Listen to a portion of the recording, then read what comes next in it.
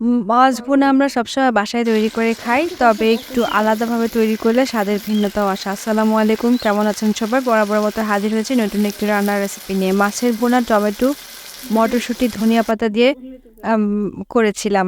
চলুন কিভাবে করেছি পুরো রেসিপিটা শেয়ার করছি। প্রথমে মৃগেল মাছের ৬ পিস বড় টুকরা ফ্রিজ থেকে বের করে নিয়ে লবণ, হলুদ, মরিচ দিয়ে মাখিয়ে রেখেছিলাম কিছুক্ষণ। তারপর চুলা জ্বালিয়ে কড়াই তেল গরম করতে দিয়েছি, সামান্য লবণ দিয়েছিলাম তেলে। এতে মাছ লেগে যাওয়ার ভয়টা থাকে না। তেল খুব ভালোভাবে গরম করতে হবে। তারপরে একে একে সবগুলো মাছ কিছুটা ভেজে নিব, এপিঠ ওপিঠ উল্টিয়ে পাল্টিয়ে নিয়ে।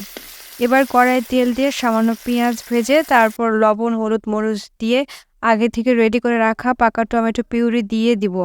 কয়েকটি টমেটো মাঝে কেটে সামান্য লবণ দিয়ে ব্লেন্ড করে নিয়েছিলাম। কিছুক্ষণ রান্না করব, ভালোভাবে ফুটে আসলে মটরশুঁটি আর ধনিয়া পাতা দিয়ে দিব।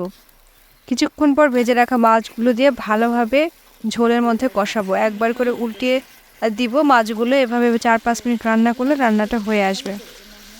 ঠিক নামানোর আগে আরও কিছু ধনিয়া পাতা ছড়িয়ে দিব। তারপর নামিয়ে নিয়ে গরম ভাতের সাথে কি যে দারুণ মজা খেতে! অনায়াসে ২-৩ প্লেট ভাত খাওয়া যাবে এই মাছ ভুনা দিয়ে, আর স্বাদও মুখে লেগে থাকবে। আর কেমন লাগলো আপনারা অবশ্যই কমেন্টে জানাবেন। বিয়েতে রান্না করে পাশে থাকার জন্য লাইক, কমেন্ট, শেয়ার করে চ্যানেলটি সাবস্ক্রাইব করবেন, পাশে থাকবেন। আর আজ এ পর্যন্ত, আবারও হাজির হব নতুন কোনো রান্না নিয়ে। সে পর্যন্ত সবাই ভালো থাকবেন। আল্লাহ হাফেজ।